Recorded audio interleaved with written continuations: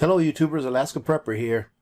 Well, although I don't think, and I certainly hope, that we would never have a nuclear exchange anywhere in the world, I thought that this was a very interesting article and one that I would read to you guys and put out there for you guys to take a look at. So I'll leave the link to this article at the bottom of the description, like I do whenever I read an article, because you never know.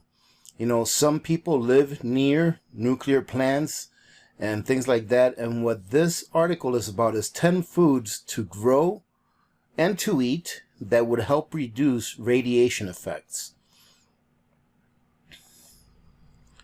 It's terrifying to think about, but there may come a day when the United States will be struck by one or more nuclear weapons. And like I said before, ladies and gentlemen, I'm not fear-mongering. I'm just reading this article. I personally don't think that this would happen, and certainly hope it would never happen. Because of this, Natural News compiled a list of 10 best foods to grow in case this horrific scenario becomes a macabre reality. I don't know what macabre means. Number 1, potatoes.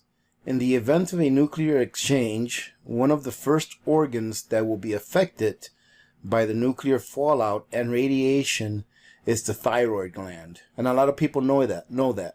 And that's why iodine is something that a lot of people like to have on hand for this purpose, is because the iodine infiltrates your thyroid gland and it keeps it from absorbing the radioactive iodine. And let's say, that's just my thought, but let's see what this says. The reason the thyroid is affected first is primarily that radioactive iodine is absorbed by the gland extremely quickly. Unbeknownst to most people, potato skins contain high amounts of iodine, and I didn't know that, which can be used by the body to shield the cells from radioactive material like nuclear fallout. Potatoes are also one of the easiest and hardiest crops to grow, making them a no-brainer for anyone who is serious about prepping for a nuclear attack. So I guess from now on, ladies and gentlemen, when we make potatoes, we'll leave the skins on. It can't hurt. Plus, skin has extra fibers and things like that, which I think is good for you. Number 2, strawberries. Like potatoes, strawberries are extremely easy to grow. All you really need is some soil, some water, and a spot on the windowsill. And in no time, you will be able to enjoy a plethora of fresh, juicy berries. Strawberries also contain several important nutrients and are a good source of iodine. It's also been thought that eating strawberries can help prevent breast cancer. Interesting. Cranberries. The great thing about cranberries is that they contain vitamin C and vitamin E, both of which are capable of protecting cells from radiation. Most people are not aware that cranberries can be grown in raised beds, so long as the soil is acidic and the plants are given enough water. Navy beans. Wow, who would have thought? Red meat will likely become unavailable immediately following a nuclear strike, but luckily navy beans contain a significant amount of iron, which your body can use to make blood. They are also rich in iodine, which helps defend against radiation. As most farmers and gardeners will tell you, beans are an important staple in gardens because they will help the soil absorb nitrogen. For these reasons, navy beans should be on top of every survivalist list when it comes to the production of sustainable gardens and nutritional food. Well, so hey, ladies and gentlemen, go get your navy beans. As you all know, if you've listened to Mr. Tom's video, I think his second to last video, I believe, that it looks like we're going to have a shortage of dry beans this coming year because of the poor harvest that we had last year of dry beans. Number 5, oranges.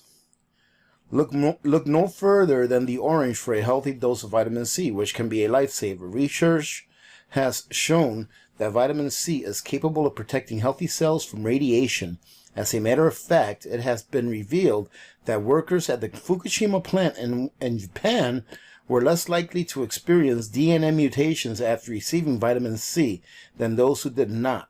Well, there are many foods that contain vitamin C. Oranges are by far the best source. That's good to know. So I actually just bought a big old container of vitamin C from the store. I wonder if that vitamin C will last well past its best by date. And it's kind of funny because when I asked that question on one of my previous videos, I got so many comments saying that yes, vitamins and medications, be it prescription or over the counter, will last over its best by date for years. And some people said, no, don't use those medications for more than a month or two after the best by date. So, I mean, I still haven't asked someone. I actually know a couple of people, one that's a doctor and one that's a pharmacist, and I have to ask them, what their thoughts are on that. Red peppers, like cranberries, red peppers contain a significant amount of vitamin C and vitamin E, which help to protect the body from radiation. Red peppers have the ability to shield your cells from some of the effects of ionizing radiation. They can be grown outdoors in containers as well as in hydroponic setups. Sunflower seeds. Just 1/4 cup of sunflower seeds is all you need to get your recommended daily amount of vitamin E. So throw a handful on a salad. They can give your cells protection against harmful radiation in the event of a nuclear attack. In addition, sunflower seeds contain other antioxidants and nutrients that will generally allow you to live a much healthier life. Pumpkin seeds. That's my favorite, pumpkin seeds too. Pumpkin seeds are a good source of vitamin E, and pumpkins themselves contain high levels of vitamins A, B, C, and potassium. As long as the vines have enough room to spread, pumpkins are actually more than capable of growing in containers. Wow. Spirulina. In addition to being packed with important nutrients, spirulina contains molecules that can bind to certain toxins such as heavy metals. Eating spirulina can protect your body even if you are exposed to radioactive materials such as dust or debris. To grow spirulina,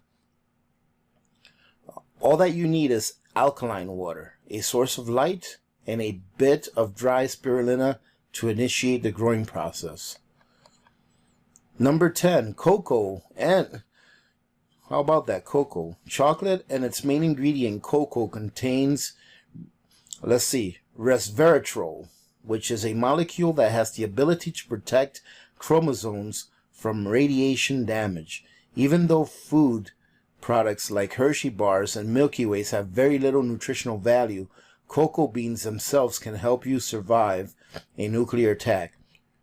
And ladies and gentlemen, I've also heard that cocoa powder will store indefinitely, as long as you properly store it and keep it in an airtight container. All your things, like keep it in a room temperature environment where it's not going to get too hot or too cold, that it'll pretty much last forever. But it has to be the cocoa powder that's pure cocoa, that doesn't have anything else mixed in with it.